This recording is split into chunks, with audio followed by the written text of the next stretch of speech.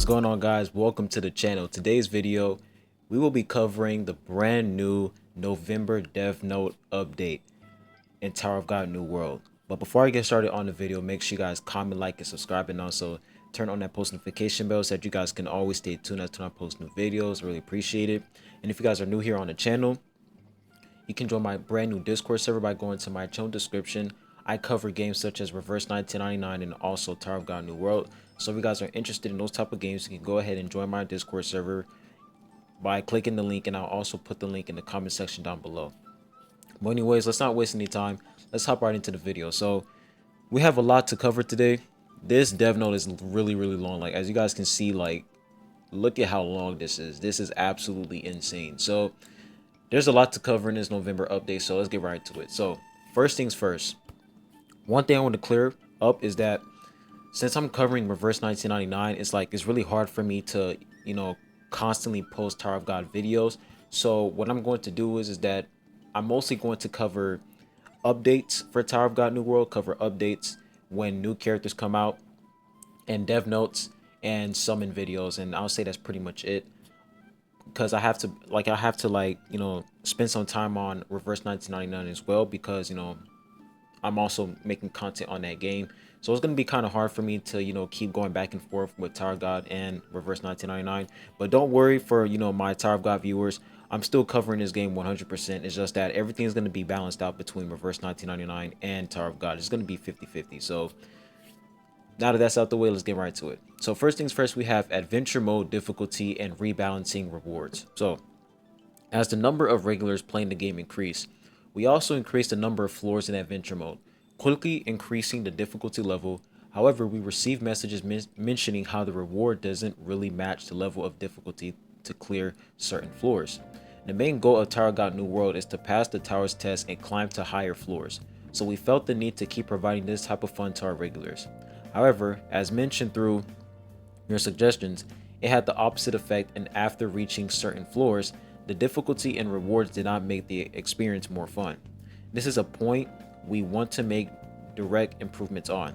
To make sure the rewards match the higher floors difficulty, we are reviewing the difficulty level and increasing the rewards from floor 16 and above, where the difficulty increase is steeper. This balance adjustment is being prepared, aiming for implementation in the 15th of November update. We will share more information on the final adjustments once they are ready.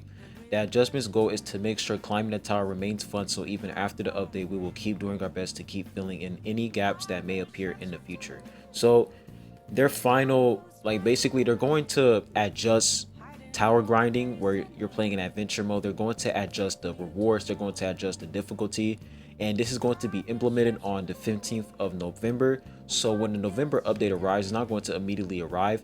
The adjustment to the levels and the rewards is not going to immediately happen when the update goes live. It's going to happen on the 15th. So basically more rewards, and the difficulty, the fact that they said that the difficulty from floor 16 and above is going to be steeper, is going to be harder now. So I would definitely recommend you guys to grind adventure. You want to grind these floors, because they said in order for you to get better rewards, you're gonna have to work your butt off to get those rewards, because the difficulty is going to be very hard. So I'm still working on floors, to be honest. Like right now I'm on floor, I think tower 19. I'm on floor 19 right now. So yeah, I still need to work on that. I've just been covering a lot of other games, so I need to work on that for sure. Now next thing we have is new summon record search function. As promised, we are currently preparing a summon record search function. We shared through the dev note too that a function to check the number of times a certain teammate was obtained through summon was being discussed and prepared. This function is being prepared, aiming for implementation in the 29th of November. The history will be available for each summon category: welcome, regular, and friendship, in the summon page. Here's a sneak peek on what the screen will look like. So basically you can check your details, basically when you're summoning, you can check the rates and which character, when was the last time you obtained a specific character. You can basically check the details when you summon, so that's not bad. It's basically a summon record. That's pretty much it. A record button will be added to the summon screen, and the above interface will be displayed by tapping it. Through that screen, our regulars will be able to see which teammate was obtained when. However, Summon record represents a large amount of data that needs to be stored yet is not essential for game access and general use. And storing such data brings logistic issues related to keeping this data available for a long time. Because of that, an efficient data management system must be implemented and cared for frequently to prevent accumulated data from affecting other game usage. Taking those factors into consideration, we plan to keep summon records for the last 3 months. We believe that the data issue could be improved by manually checking the summon history more frequently. So they're basically just trying to fix the whole summon record system while they're trying to add that in the game. That's pretty much it. So at this point, if you're interested about, your rates and your records, just stay tuned for that. It's gonna be in the game by, I'll say it's gonna be in the game by the 29th of November. So stay tuned for that. Now the next category we have is alliance management improvements. So they say let's talk about alliance convenience and efficient management improvements. Currently, there are only 3 roles in the alliance: alliance leader, officer, and regular. Having only 3 options to assign was deemed inconvenient when it comes to dividing roles. We are developing related features to create more roles to subdivide administrators more effectively and improve management by granting proper authority permissions to each role. It has also come to our attention that the Alliance chat tends to get buried under other chats and that the Alliance notice feature is not very visible, making it easy to miss. We are also working on related improvements for these cases. The check-in feature improvement announced on the Dev Note number 2 is scheduled to be implemented on the 29th of November. We read and review every single one of our regulars' messages, complaints, and requests. So basically, this is just an Alliance upgrade. Like, they just, like, if you're part of an alliance, they're going to fix it. They're going to basically make alliance a little bit better with the whole like which role you're playing in your alliance. For example, if you're a leader, I'm pretty sure you have more power as a leader and then as an officer. They're basically just adding new things, making it a little bit better, and that's pretty much it. Nothing new.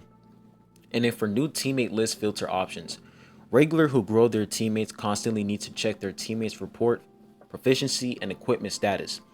In order to check growth information a bit more conveniently, report proficiency, exclusive equipment level, and more will be added to the filter options in the teammate list. We'll bring more details about this soon. Basically, nothing new. If you want to have access to checking your reports, and they're just making it a little bit easier. Equip equipment from the inside of the arena simulation. So basically, when you're in arena simulation, you can put your equipment on your characters now, and that's pretty much it. And now for underground laboratory grade improvements, first season regulars participating for the first time, if a value set by the dev team is reached, the master grade cut line is set. Next seasons, the cut line is calculated automatically based on the amount of damage dealt by the top 50 regulars from the previous season. So this is just basically underground laboratory content. They're just updating it, and that's pretty much it. And then for teammate balance, many of our regulars suggestions also mentioned the need to improve teammates balance. Among the requests we received many regarding SSR plus VIOLE. Okay, this is actually important. Let me see what they say about this.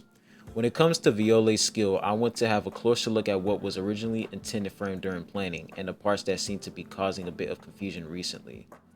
Interesting. So teammate balance, and they're talking about VIOLE. Are they planning on giving him a buff? Question mark. If they're planning on giving this guy a buff, then I'm all in for it, because VIOLE with low investment is absolute dog water, but with a lot of investment, he's really busted. So VIOLE is that type of character where he's just a pay-to-win unit. So I don't know. We'll see if they're gonna buff him. It seems like they're thinking about it. I don't know, but hopefully they will.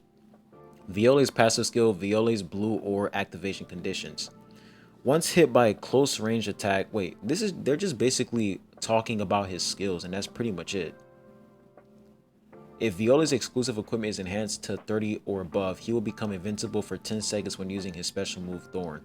During these 10 seconds, VIOLE won't be attacked by the opponent, so his passive skill does not activate during that time. So they're basically just explaining his kit. About the font, invincible text is displayed during the invincible status. Currently, when Datazahard is invincible, an invincible text is displayed. However, the same does not happen when VIOLE is in the same situation. So there's basically a text issue with VIOLE, and that's what they're talking about. So never mind the buff. The buff, that's not going to happen. They're basically talking about VIOLE, how he has issues in terms of, like, you can't even see some text on the screen. For example, you see the invincible right here. You can't even see that on VIOLE, so you won't even know if he's invincible or not. So that's pretty much what they're talking about. And to reduce confusion, yeah, they're just basically adding more, clarification. That's pretty much it. Status of the teammate balance review. Considering how beloved Tower of God Webtoon's IP is, it is natural that the performance of a character will be a sensitive topic, especially if someone's favorite character is not as good as expected, or if their skills is different than what their fans were hoping for. In particular, VIOLE is a main character loved by many of the original Webtoons fans.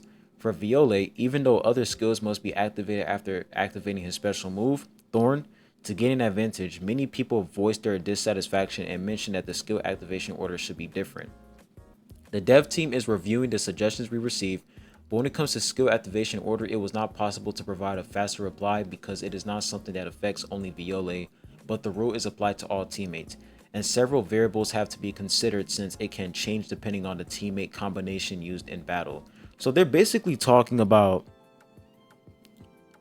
characters' kits, and they're basically bringing up a possibility that later on in the future they can change a character's kit if the community is not satisfied with the character's kit, because they say right here that if someone's favorite character is not as good as expected, or if their skill is different than what their fans were hoping for. So they're basically implying that if a character, for example VIOLE, since he's not that good and a lot of people like that character, there's a possibility that they might change his kit. Not even change his kit, but there's a possibility that they might buff him to the point where people will like him, like they will actually like his character in the game.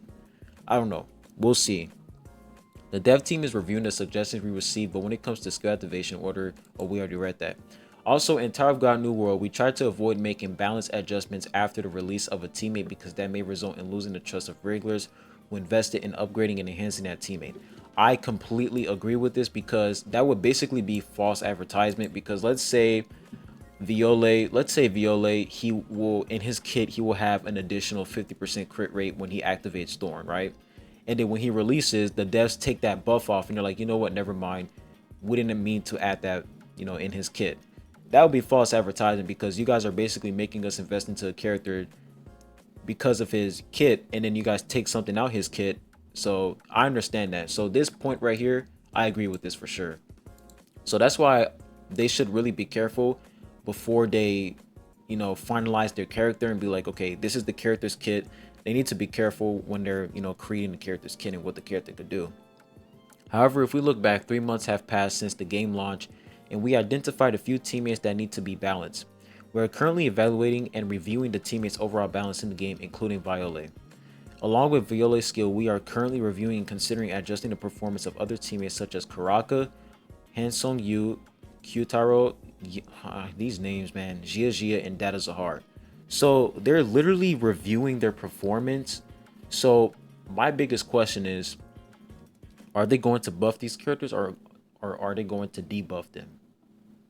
That's the biggest question. Are they going to nerf them? Because if they're nerfing Data Zahar, it's GG's.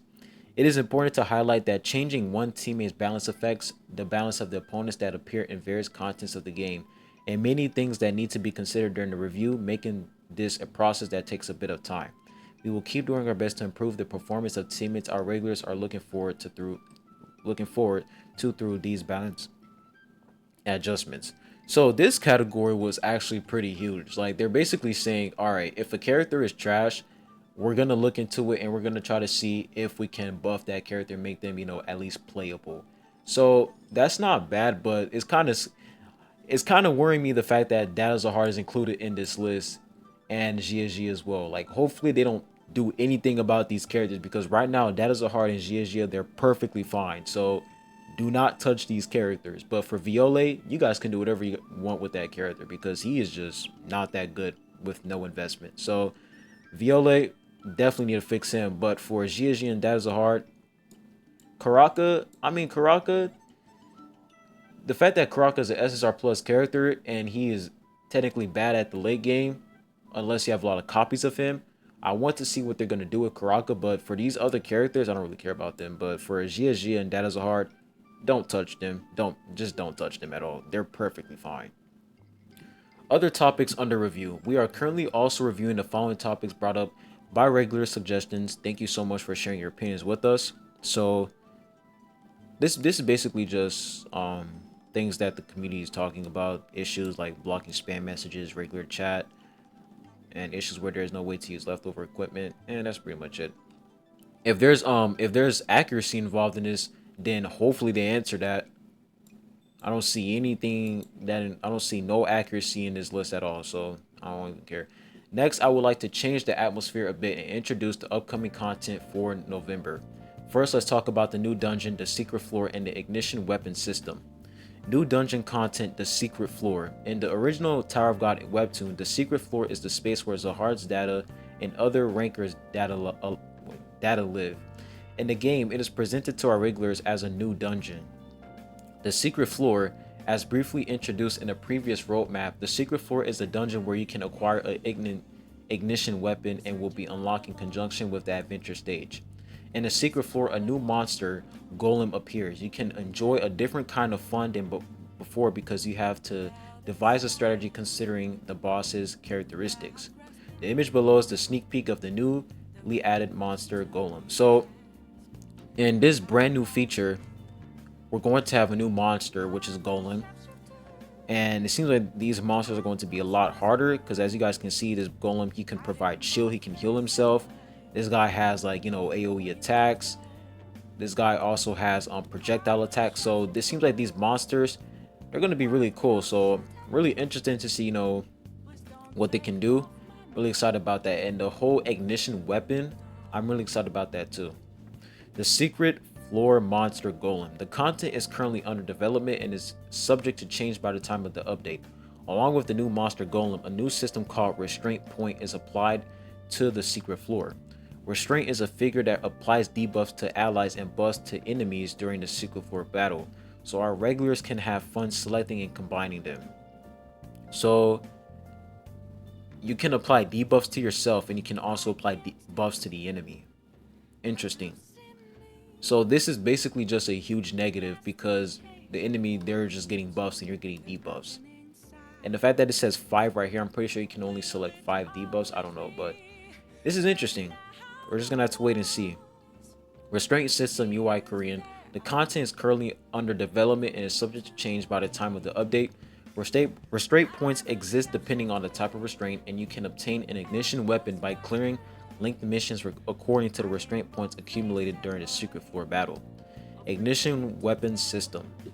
Many regulars have been showing interest in the ignition weapon system since it was mentioned in the last Death Note.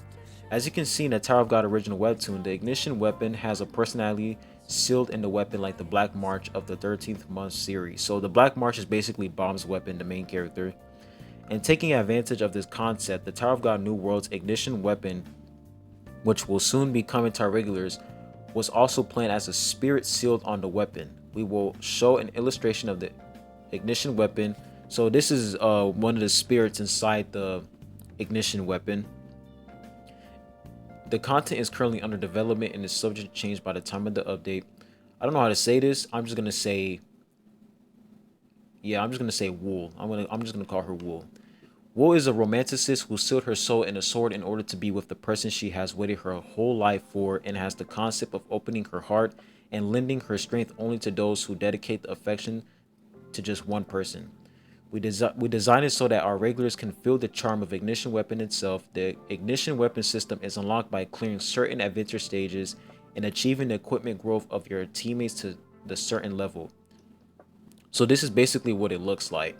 Wow, 4K power, that's insane. But this is basically what the whole ignition weapon system looks like. So this slot right here, you guys know that carrier slot that's always locked? I'm pretty sure that's where we're gonna put our ignition weapon.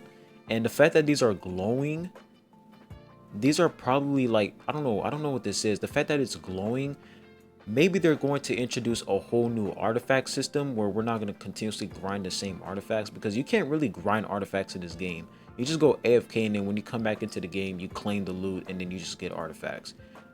Basically equipment. But it seems like this time we're going to be able to obtain new equipment, which is the ignition weapon.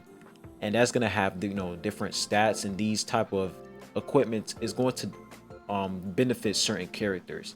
So basically, equipment sets, I'll say. Carrier currently under development, ignition weapon UI. Yeah, so this slot right here that's locked up currently in the game is the ignition weapon. Currently, you can see a lock slot called Carrier. Yeah, we already said that. Taking advantage of the original Tower of God Webtoons Carrier concept that can hold a variety of equipment, we have prepared a total of 5 slots for equipping an ignition weapon and a carrier when the unlock conditions for the ignition weapon system are met. These 5 slots can be equipped with 5 items of the ignition weapon spirit, and you can take optional effects as you equip the items. So yes, they're basically going to introduce artifact systems into the game. So if you guys are if you guys are interested in games such as, you know, Honkai Star Rail, where you have your relic system, and in those relics you have certain benefits for those relics, like certain, basically your build. These, like, ignition weapon is basically going to be your build. This is how you're going to build your character. So this is actually good news because there are certain characters who's like, let's think about it. If there's going to be an ignition weapon that has accuracy buff, that is going to be a huge win. So this is really good news. The fact that they're introducing equipments, like not even equipments, but basically artifacts in this game that have, you know, effects, that's really good. So really excited about that. And the fact that we have, you know, we have our equipment right here, and then when you click the carrier slot, these spots are going to glow up, and I'm pretty sure this is going to be your, because it says normal equipment and it says carrier, so there's basically going to be 2 categories of your character. You have your normal equipment, and then you also have your carrier equipment, which has effects. And now we move on to the element training event. Next, we will introduce new events that are currently being prepared. The first is the element training event that was introduced through the 2023 second half roadmap. So this is when this was under Death Note number 2 when they were talking about the roadmap, the element training event. Element training event UI, the content is currently under development and is subject to change by the time of the update. The elements of Tower of God New World are composed of a total of 5: red, green, blue, yellow, and purple. In the element training event, regulars can have more fun utilizing these 5 elements. You can earn element crystals and exchange them for desired items. The content is currently under development and is subject to change by the time of the update. Through the element training event, regulars can choose and challenge an opponent, acquire element crystals in proportion to the elements of the characters on the team, and exchange them for desired items at the exchange shop. So that's pretty much the element training event. And then element training event challenge, this is the UI, this is how it's going to look like. And now we have Shibu's strategy lesson event. So they introduced this in the roadmap. Shibu's strategy lesson is an event where you can choose 3 different formations and fight against given enemies. When you win or lose, you can collect tokens for that formation, exchange them for desired rewards at the exchange shop. Basically, you can choose different formations, and then if you win certain battles, you'll be able to get tokens, and you can trade in those tokens in the exchange shop for rewards. So it's basically how it looks like. You can basically change your formation. You have balance formation, guard formation, and wedge formation. So there's basically going to be 3 formations, and you have 6 daily free attempts. And yeah, that's pretty much it for that event. And then we have the secret room event. The content is currently under development. We will continue to check our regular suggestions related to the event and continue to strive to provide more fun. So this is going to be updated on November. I don't know when it's going to come in the game, but they just said that it's going to be released in November. So excited about that. Next, we have Gia's Black Market. The content is currently under development. It looks like Gia is trying to take you somewhere. In a dark alley, a black market filled with flashing neon signs, Tower of God teammates are gathering together for a festival, and rumor has it that high rankers are often spotted in this black market. What will await you at the place where Gia leads you? Stay tuned to the black market coming to you soon. So it's basically going to be a Gia event. So far, we have introduced new content, system, and events being prepared for the November update. Finally, I would like to carefully give the development team's thoughts on the things that our regulars are currently talking about through the community. Character collaboration event. Finally, like when I was reading this whole thing, I was like, yo, where's the collaboration at? So now we're talking about the collaboration. First, let's talk about the character collaboration. Many regulars are concerning about the collaboration in the following aspects. First, The fact that characters unrelated to the original webtoon Tower of God will appear when a collaboration event is held. Second, if the collaboration character's performance is superior to that of the existing character, there's a possibility that the tail wags the dog. Regarding this, the development team has a goal of creating a game that many regulars not only in Korea but also around the world can enjoy together. The collaboration event is also planned for this purpose. If people who don't know much about Tower of God webtoon but are interested in collaboration IP play the game, this becomes an opportunity to become interested in both the game and the original webtoon. Therefore, when carrying out collaboration, we have strict standards that ensure the collaboration characters should not have a sense of difference from the Tower of God or have performance that is superior to existing Tower of God teammates. We are preparing an original story that allows the collaboration characters to blend in with Tower of God New World so that our regulars can naturally meet the characters, and are also putting a lot of effort into graphic design to ensure that there is no discrepancy with the IP. Additionally, during the collaboration event period, we are preparing to make it easier to obtain and grow characters through collaboration summon that are different from existing teammate summons. So, wait, hold up. Additionally, during the collaboration event, we are preparing to make it easier to obtain and grow characters. So they're basically, are they going to increase rates? Like, are they going to increase the chances of you obtaining a collaboration character versus, a character that's already in the Tower of God IP? That would be very interesting. So the fact that they said that they're going to make it easier for you to grow the characters, I wonder, are they talking about, exclusive equipment, carriers, like for example, the ignition, whatever that thing is. That'll be interesting. So really excited about that. We promised that we will basically focus more on increasing the fun of Tower of God itself. We will strictly adhere to these standards in future collaborations so that the collaboration event becomes an opportunity to share. So that was pretty much it for the collaboration event. There's no official date as of to when we're going to have a collaboration, but it's going to come soon. And when it comes soon, I will definitely notify you guys when it is coming, when the collaboration will be announced. So we just have to wait and see when they're gonna announce the collaboration, but they're pretty much saying we're just gonna have to wait, and that's pretty much it. For story mode main story, we would like to inform you about the progress of the main story of Tower of God, which many regulars have been waiting for. Currently, Tower of God New World has completed part 1 of the main story and is preparing part 2. However, since we are preparing a large volume to satisfy many regulars who like the IP, it is taking some time to develop graphics and production. We would like to apologize for not being able to provide the main story to regulars who have logged in with love for the Tower of God original webtoon, and would like to inform you that the release of the story mode Act 7 is tentatively scheduled for January 17th, 2024. From now on, we will make every effort to continue to provide the main story on a regular basis. The image below is a partial public version of the animatic storyboard being prepared. So this is basically how the story is going to look like. As you guys can see, you have VIOLE, though this looks really cool. Events that rewards growth goods. Lastly, we are receiving a lot of feedback that despite the need for a lot of growth goods, there is a lack of support to obtain them in a game. Mentioning that even when they are available through reward or push rewards, the quantity offered is not enough. Since Tower of God is a global game, instead of spamming everyone with push notification rewards, we are considering making fundamental changes and gradually increasing the supply available in the game and in event rewards. As we fully agree with recognize our regulars' opinions, we will make gradual improvements through ongoing discussions on increasing in-game rewards. And that is basically it. Wow, that was a long read. I can't believe I read through that. But pretty much, they haven't really told us which new characters we'll get in November in the next update. They just announced, all they talked about was the ignition weapon. What is it called? Is it called ignition weapon, or let me see what it's called again.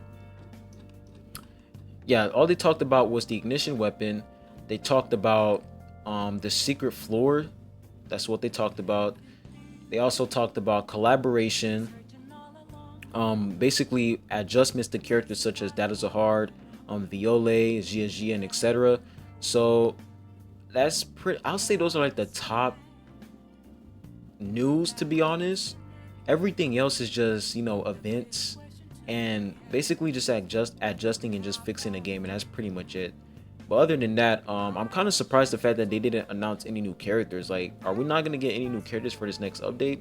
I'm pretty sure we are, but they haven't really said anything in this dev note.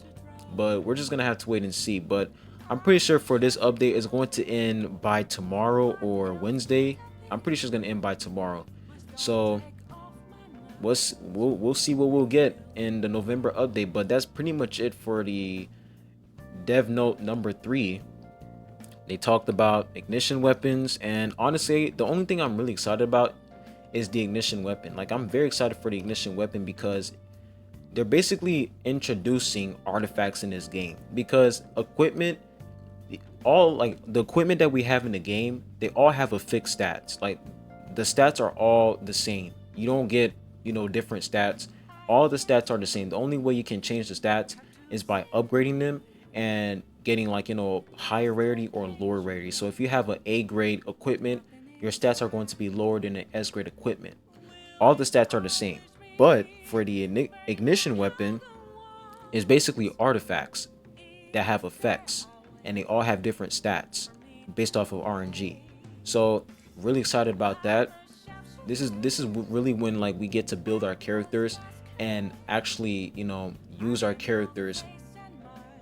I don't know, like, basically, like, the usage of our characters is going to be way different now. The fact that we can actually have ignition weapon and we can have, accuracy buff is going to be crazy. But that's pretty much it for the dev note. In my opinion, if I were to rate this on a scale of 1 to 10, I would honestly rate this to a solid 7. I'll say the ignition weapon upgrade is really good, and for the people who are curious as of to when they're going to upgrade, not upgrade, but as of to when they're going to continue the story, January 17th is when they're going to continue the story. So you have to wait till next year to see more of the story. And yeah, that's pretty much it. But anyways, put your thoughts down below in the comment section of what you guys think about this dev note.